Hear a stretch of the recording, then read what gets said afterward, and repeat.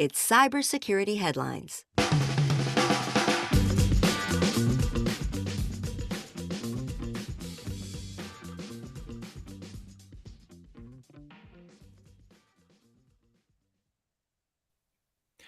Jen Easterly says AI may be the most powerful weapon of our time. Windows admins can now sign up for known issue email alerts, and the city of Dallas is still reeling from ransomware.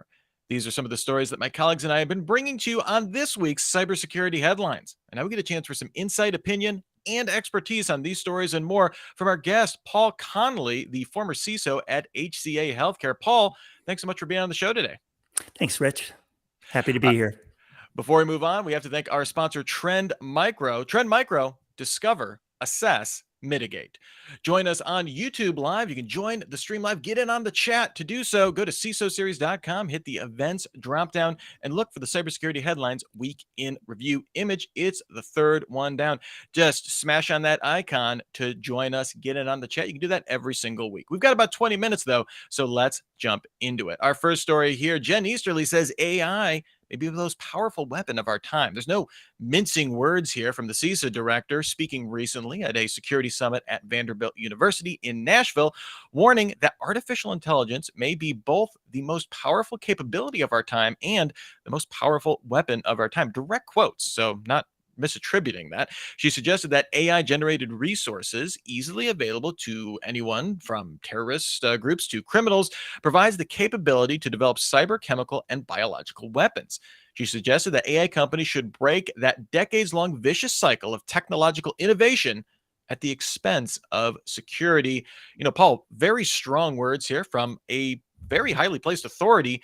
Do you feel the warning to be accurate, given that information on a lot of these things, like biological chemical weapons, has been online in some form for years? And I guess also, what do you think of recommendations that AI companies maybe cool their jets for a little bit? Interesting, given we're seeing some more government response and kind of trying to get ahead of regulation in this space. Yeah, I do agree with what she said. As you mentioned, she was here in Nashville when she said that.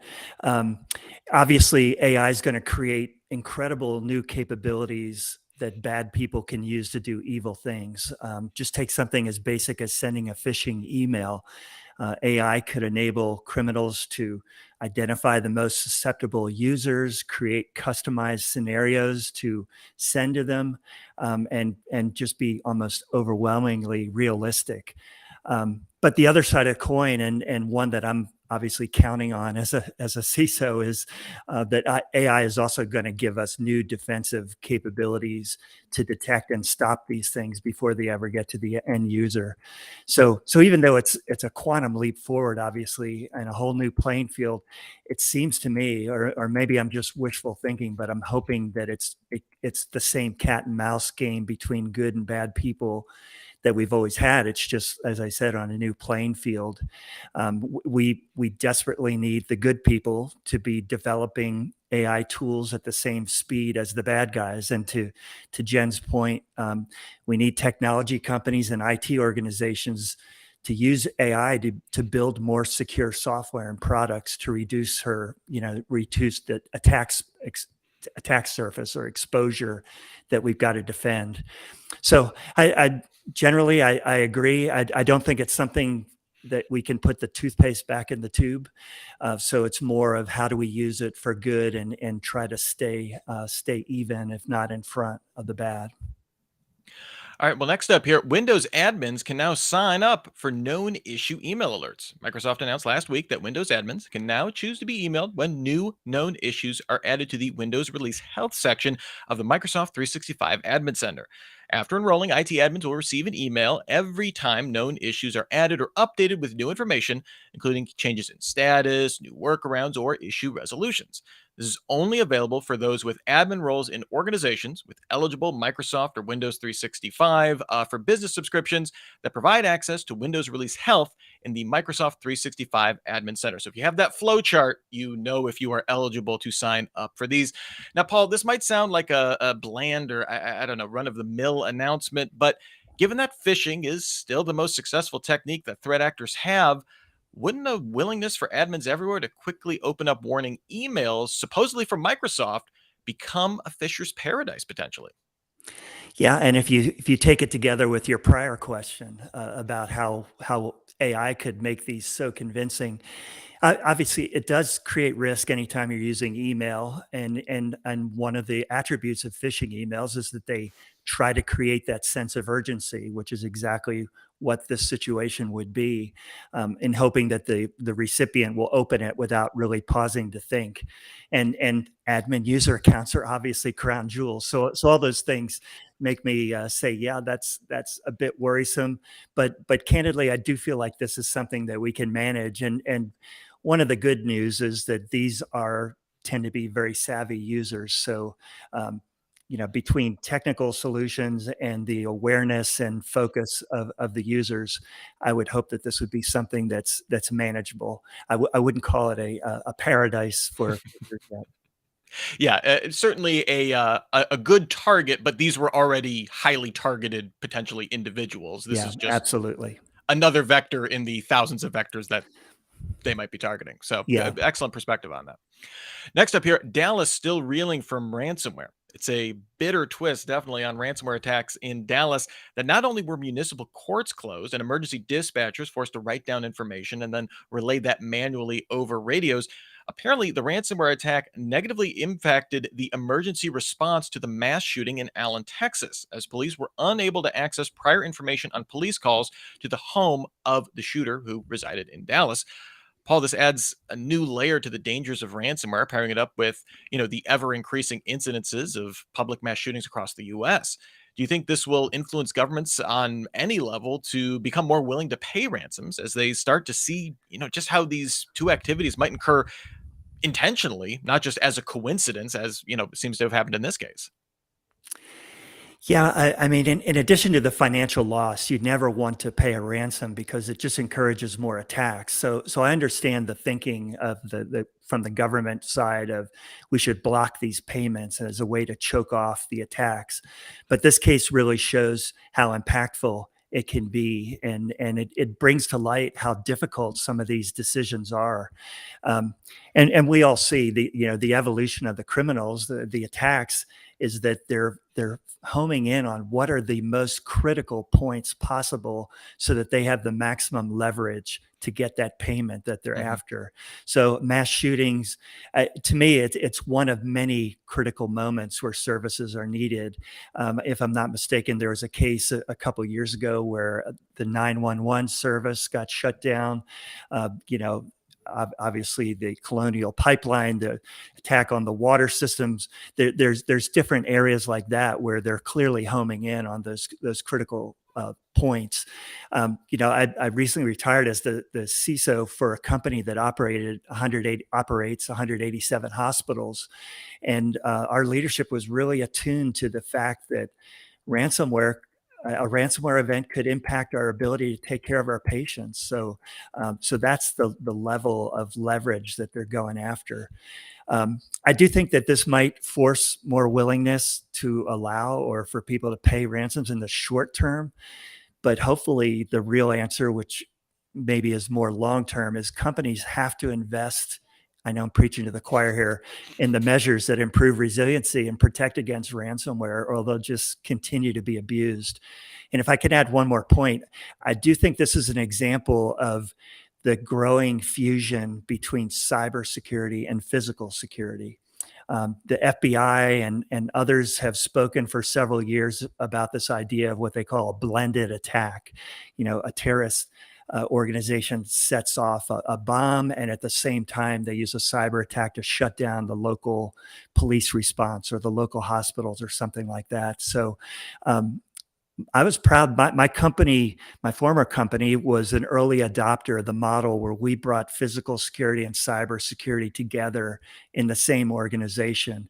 And it was to create those synergies where we're thinking about how the two work in unison to protect ourselves. So I'm hoping that maybe this kind of triggers more thought along those paths. Yeah, definitely a clarion call for that kind of action for sure, and hopefully, yeah, like you're mentioning, we'll see more organizations and governments adopting that for sure. Next up here, I know this one caught the eye of many a CISO. Court rules on Merck cyber insurance claim.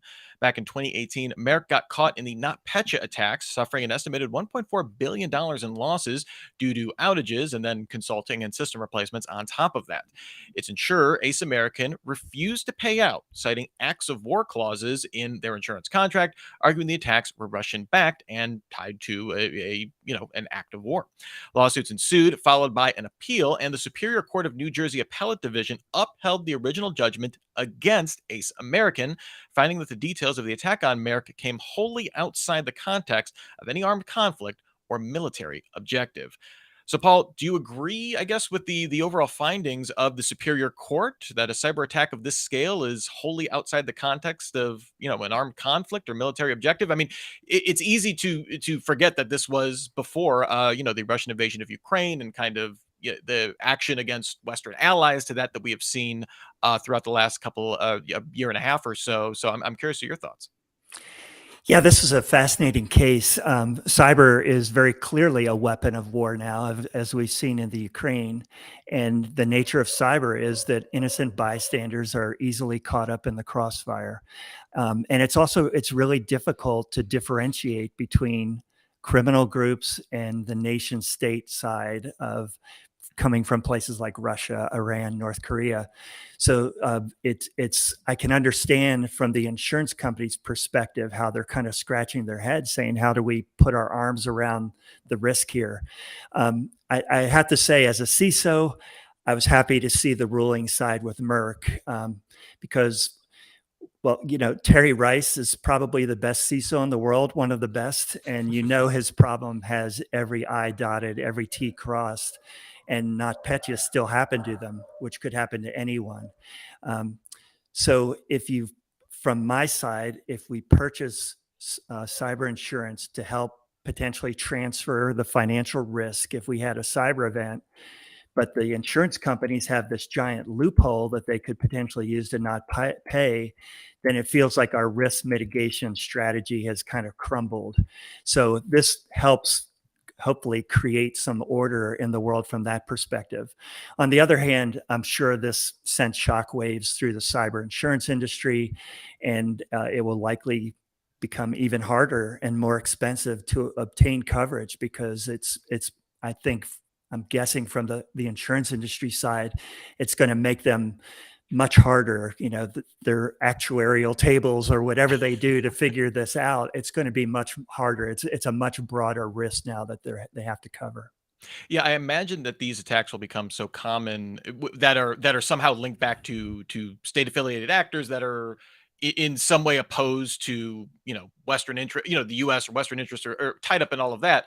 That either you'll see such restrictive terms, or you'll see such a gradation of coverage depending on, well, is it Lazarus Group tied to North Korea? Is it a Cozy Bear? So there'll be a wide spectrum of coverage and liability and stuff like that based on all of these actors. And that seems like the only way it could go based on this ruling.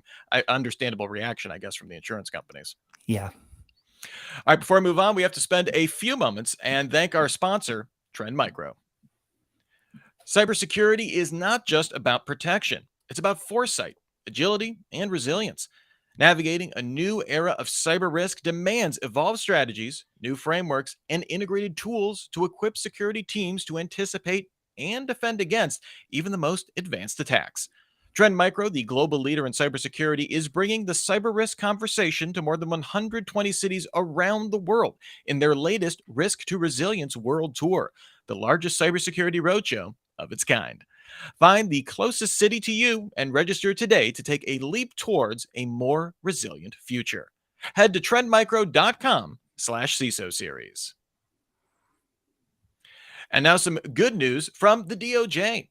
DOJ announced that its Operation Medusa has decimated a 20-year-old malware operation run by Russia's Federal Security Service designed to steal secrets from NATO member governments. In truly mythic proportions, the FBI developed a tool named Perseus, which they used to neutralize the Snake malware in a takedown that could also have been called the Poseidon Adventure, if, that name hadn't already been taken. Next, the DOJ announced on Monday that it had seized 13 internet domains linked to stressor or booter platforms, more formerly known as DDoS for hire services. 10 of the 13 illicit domains seized are reincarnations of DDoS services that were previously shuttered toward the end of the year. It's definitely nice to see stories where attempts to rein in or at least dent the activities of threat actors, hit their mark. Paul, do you find the government does enough to promote these successes? It seems like we're seeing more of these over the last year for sure. Yeah, and maybe start by saying yay. I mean, there have been a string of recent successes. Sometimes they're only for a short time, and they kind of reform. But still, it's great to see. I do think I'm glad that the government seems to be much more aggressive about going after these groups, and they seem to be getting a lot more traction. I'm sure they've been investing a lot in building their capabilities. So it's great to see. There's also a lot of cooperation with Microsoft and companies like that that help make it all happen. So it's great to see that community working together. Early in my career, I worked in the intelligence community, and I've seen firsthand how there's the struggle between illuminating your successes and protecting your tradecraft and your sources and methods and so forth. But I do think it's good to create some positive momentum by celebrating some of these wins. And I think they encourage more people to participate. They encourage this whole community that's kind of banded together. It's like nobody's a competitor with each other when it comes to cybersecurity. We all want to help. So I think it all helps work in that direction. Yeah, and kudos to the classics nerd who's in charge of naming their operations because spot on work, no notes at all there. Next up here, the long-term impact of leaked Intel bootguard keys. Earlier this year, a ransomware attack against the computer parts manufacturer and OEM MSI claimed to have stolen about 1.5 terabytes of data. According to an analysis of recently leaked data by the group that stole it, the supply chain analysts at Binarly found that this includes Intel bootguard private keys on 116 MSI products, as well as image signing keys on 57. The leaked keys could allow an attacker to install malware in UEFI firmware. These would just appear to be legitimate software updates with the keys. If these keys are out there, they could represent a hard to detect attack vector for years to come. They would survive, reinstalls, flashing, and basically everything you can do to make sure your systems are clean. Intel says since OEMs generate their own bootguard keys, this would only impact MSI hardware. Specifically, it wouldn't be like a whole Intel vulnerability. But Paul, despite the fact that this vulnerability would remain constrained to MSI manufactured products, seems like any built-in hard to detect vector is not great news for either brands or consumers alike. I'm curious, what's your take on this? Yeah, I agree. Stories like this make me glad to be a recently retired CISO, because they're the things that used to keep me awake at night. You can have a phenomenal program and be doing everything right, and something like this comes along and it kind of breaks down a control that you thought you could count on. So, the good side of it, I guess, is when it's known and we have an opportunity to respond to it. But yeah, you're right. These are the things that make this a tough part of the business. Yeah, for sure. And our last story here, Cisco warns of new phishing as a service tool. A new report from Cisco's Talos Group outlines details of this service that's called Greatness, which ultimately spoofs Microsoft 365 login pages to gain credentials for further network access. As an as-a-service product, Greatness provides its clients with a full phishing kit, including things like attachment and link builders, pre-built login pages, bots for chat apps like Telegram, even MFA circumvention techniques. U.S. businesses, mainly in manufacturing, healthcare, and technology, kind of the classic targets, accounted for roughly half of Greatness victims, at least what we're seeing from analysis. So, Paul, we've seen ransomware as a service models, really kind of controlling effectively the ransomware market, for lack of a better term. And phishing definitely predates ransomware and is always a persistence threat. So, is this story news to you? And if not, why would Cisco be bringing it up? Is there anything special that you've seen from Greatness that makes it stand out, kind of in this as a service, cybercrime world? I think the biggest thing for me is that it had not been reported before. I mean, as you said, hacking as a service tools have been out, scripts and so forth for years and years, and things that make it easier for people and maybe people who aren't as skilled to still do some pretty sophisticated things. But maybe because this had not been reported before, or because it specifically targets businesses and like in healthcare, so that definitely caught my eye.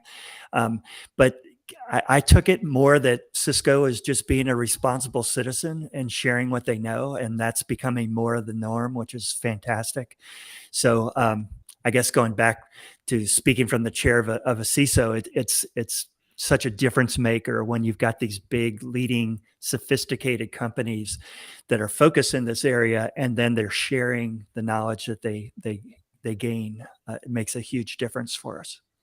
It just got me thinking back to our first story, talking about the potential weaponization of AI, and thinking how that could be applied to these types of services where, not only could you have auto generation of these types of emails, but, you could be pulling in org charts. You could be pulling in our, previously exfiltrated data to like really, build out the org map and really hyper target these kind of things as a service. Like that just got me thinking on a whole different level of where these kind of services go, kind of like what we've seen with the professionalization of ransomware as a service, right? With like Yeah. just point and click, basically ransomware attacks, right?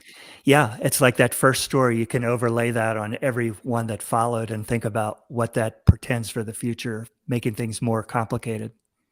All right. Well, before we get out of here, Paul, was there any story that you reacted strongly to that you want to give a thumbs up or maybe roll your eyes at? Well, definitely the thumbs up to the DOJ work, and the uh, the story about the cyber insurance ruling involving Merck. I was happy to see those two stories for sure. So thank you. Yeah, definitely. Always a pleasure to be covering the good news, and at least the stuff that really speaks to the CISOs that are out there and enjoying our content. So always good to cover those. So Paul Connelly, the former CISO of HCA Healthcare, thank you so much for being on the show. You're bringing the great takes, offering amazing perspective. Truly appreciate your time. Where can people find you online if they want to keep tabs on what you're doing? I'm on LinkedIn. It's probably All the right. best place. So we will have a link to that in our show notes. You can also see it below on if you're watching the video. So be sure to give Paul a follow. Thanks also to our sponsor, Trend Micro. Discover, assess, mitigate. A reminder to please join us on Friday, May 19th for Super Cyber Friday, where our topic will be hacking the software supply chain, an hour of critical discussion of catching intruders to your SDLC pipeline. And we'll be back next week with another episode of the Week in Review show. Don't worry, we'll be here for you. In the meantime, you can still get your daily news fix through cybersecurity headlines every single day. Give us about 6 minutes. We'll get you all caught up. That's just about it for us. I'm Rich Stroffolino, and I'll see you next week, reminding you to have a super sparkly day. Cybersecurity headlines are available every weekday. Head to CISOSeries.com for the full stories behind the headlines.